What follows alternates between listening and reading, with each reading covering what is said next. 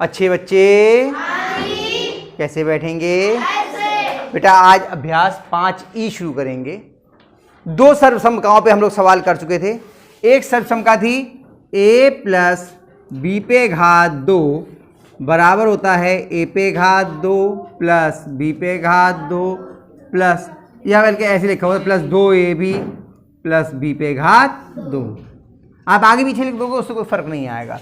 दूसरी सर्वसमका थी a minus b पे घात 2 बराबर a पे घात 2 माइनस 2ab प्लस b पे घात 2। इसका मतलब क्या है? a प्लस b गुणा a प्लस b। भाई जब घात 2 होती है तो जिसकी जो संख्या होती है उसी की 2 बार गुणा कर देते हैं। इसका मतलब था a माइनस b गुणा a माइनस b। लेकिन एक प्लस का हो और एक माइनस का, तब हम कैसे करेंगे?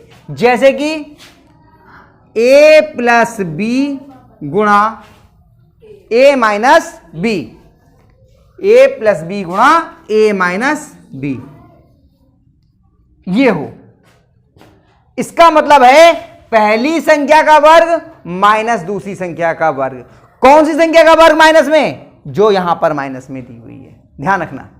इससे मालूम चलेगा जो माइनस वाला है इसका वर्ग माइनस इसका वर्ग। प्लस वाली से नहीं, प्लस में तो आगे पीछे भी हो सकते हैं। b प्लस a लिख दो चाहे a प्लस b लिख दो, क्रम विनिमय नियम से दोनों एक ही होते हैं, ये हम लोगों ने पढ़ा है। इसका मतलब क्या हुआ? a पे घात 2 माइनस b पे घात 2।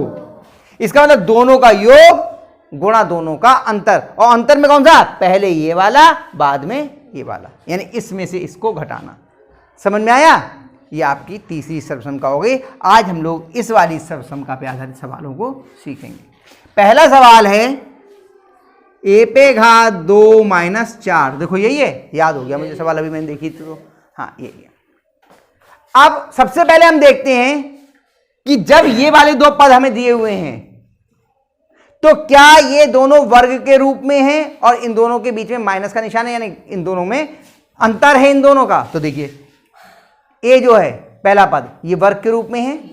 कितने का वर्ग है? a का। क्या 4 जो है वो वर्ग है किसी का? कितने का?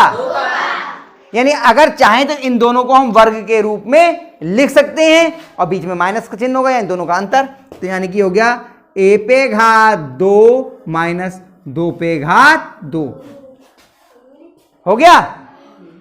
इसमें a क्या हुआ? फिर अगर इस वाले से हम सर्वसमका से तुलना करें तो इसमें a क्या है? a, और b क्या है? 2, यानी दोनों का योग गुणा दोनों का अंतर। क्या लिख सकते हैं इसे? बताओ। a प्लस 2 गुणा a माइनस 2। और इससे कोई फर्क नहीं पड़ता कि आप a माइनस 2 गुणा a प्लस 2 लिख दो, वो भी क्रम विनिमय नियम है गुणा का। ये पहले लिख दो और ये बाद में लिख दो, उससे कोई फर्क नहीं आएगा। यानी a माइनस 2 गुणा a प्लस 2 लिख दो तो भी वही बात है। आई बात समझ में? एक और सवाल करते हैं तो और समझ में आएगा। बोलो क्या है दूसरा सवाल? दूसरा a पे घात 2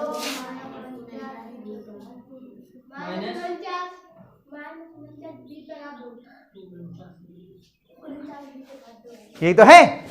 अब इसमें पहला पद क्या है? क्या वर्ग के रूप में है? दूसरा पद क्या है? 49 b पे घात 2। क्या ये वर्ग के रूप में? देखो b तो वर्ग है, 49 किसी का वर्ग है, यानी इसको हम 7b का पूर्ण वर्ग लिख सकते हैं। तो इसका मतलब ये क्या हुआ? इसे पहले वर्ग के रूप में लिख दिए। a पे घात 2 माइनस 7b पे घात 2, और ब्रैकेट लगा के लिखेंगे तभी ये दोनों को मिलेगी। अगर ब्रैकेट नहीं लगाएंगे तो केवल b पे रह जाएगी। यानी कि यहां पे a का मान कितना हुआ? a, और b का मान कितना हुआ? 7b। b का मान कितना हुआ? 7b। तो बताओ क्या हो जाएगा? बोलो जल्दी से। और कहते बच्चन की समझ में आई हो? आया? चलिए एक दो सवाल मैं और कर दे रहा हूं तो और आप 5वां करते हैं। क्या है बोलो? 5वां है 18 बटे x पे घात 2 माइनस 2x पे घात 2 बटे 9। चलिए पहला पद क्या है? 18 बटे x पे घात 2। ये तो वर्ग के रूप में है, लेकिन क्या 18 किसी का वर्ग है? कितने का वर्ग है 18? 9 नेम 18 होते हैं। है क्या? किसी का भी वर्ग नहीं है, तो इसमें तो फंस गया। लेकिन गुणनखंड का पहला नियम समझ लीजिए। अब आज आपको बहुत महत्वपूर्ण चीज बता रहा हूं, जितने बच्चे बैठे हैं बहुत ध्यान से समझ लीजिए। गुणनखंड का नियम क्या है? जब हम गुणनखंड करना शुरू करते हैं तो पहले देखते हैं सब में कुछ कॉमन तो नहीं है, सब में कुछ कॉमन तो नहीं है। अगर कोई सर्वनिष्ठ है सबसे पहले उसको बाहर निकाल लेते हैं। तो देखिए 2 से ये भी विभाजित है अंश, और 2 यहां पर भी, इसका भी अंश विभाजित है 2 से। यहां पे x पे घात 2 है, इधर x पे घात 2 नहीं है अंश में। यहां x पे घात 2 है, यहां पे x पे घात 2 नहीं है। यानी क्या कॉमन है दोनों में? कुल मिला के 2 ना। x कहां है? x ऊपर है, यहां नीचे है, यहां अंश में, यहां हर में है। x कॉमन नहीं हुआ। अगर दोनों अंश में होते तो कॉमन होता। समझ रहे हो? यहां अंश में और यहां पर हर में है। लेकिन 2 देखो, यहां पर भी अंश, यहां पे भी 2 से विभाजित है और इसका भी अंश 2 से विभाजित है दोनों से। यहां हर 9 है, इधर कुछ भी नहीं, यहां 1 है, तो हर से काम नहीं बनेगा। तो क्या हुआ कॉमन? यहां पर 2। कितना कॉमन हुआ? अब 2 आपने बाहर निकाला कॉमन। 2 से इसको भाग दिया, कितने बचा? 9 बटे x पे घात 2 माइनस इसको 2 से भाग किया तो कितना बच गया? x पे घात 2 बटे 9। अब बताइए कितने बच्चों की समझ में आई इतनी बार? ये कितने बच्चों की समझ में आ गया? ये क्या किया हमने?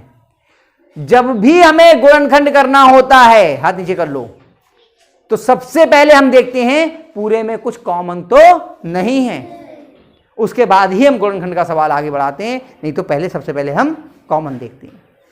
ये पहला नियम है गुणनखंड। जब भी आपको कोई सवाल आए कि इसके गुणनखंड कीजिए, अब से लेके जब तक आप पढ़िए, जब भी गुणनखंड का सवाल आए कि इसका गुणनखंड कीजिए, तो सबसे पहले हम क्या देखेंगे? यहां कि इसमें गुणनखंड तो नहीं है, कुछ वो कॉमन तो नहीं है। अब इसमें 2 कॉमन था, 2 हमने बाहर निकाल लिया। अब दूसरा काम वही कि क्या ये पूर्ण वर्ग के रूप में, तो देखो 9 का वर्ग, 9 कितने का वर्ग है? x का है। x कितने का है? और यहाँ पे 9 कितने का है? तो अब हम क्या लिखेंगे? 2। और हमें मालूम है कि ये ब्रैकेट के रूप में आएंगे, इसलिए पहले से ही बड़ी ब्रैकेट लगा दी। 3 बटे x पे घात 2 हो गया। ये घात 2 3 को भी मिलेगी, ये 2 घात x को भी मिलेगी, हो गया।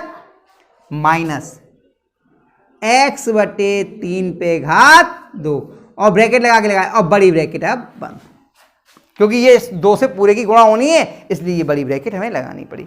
बराबर 2 ऐसे लिखो। अब इनको एक बार जोड़ दो और एक बार हटा दो। 3 बटे x प्लस x बटे 3 और 3 बटे x माइनस x बटे 3। अब बताइए आया समझ में? पक्का? ऐसे होता है। एक और सवाल करके देखते हैं, चलो कौन सा करें बताओ? नवा करें? नवा करते हैं। नवा करें या बताओ 7वां करें? जो कह दो वो कर देते हैं। या एक काम करते हैं, सुनो, और सवाल करने से पहले ऐसा करते हैं कि 5 तक के जो सवाल हैं इनको आप पहले खुद हल करके देख लो। आगे के सवाल थोड़े से और आगे सीखना पड़ेगा, इसलिए आगे करवाऊंगा मैं सवाल। पहले तो मैं कहता पूरी अभ्यास कर लो। आप पहले 5 तक के 6 तक के सवाल कर लो खुद, या जहां तक कर पाओ, फिर आगे के सवाल कल कुछ मैं करवाऊंगा। ठीक, पहले इतनी कर लो।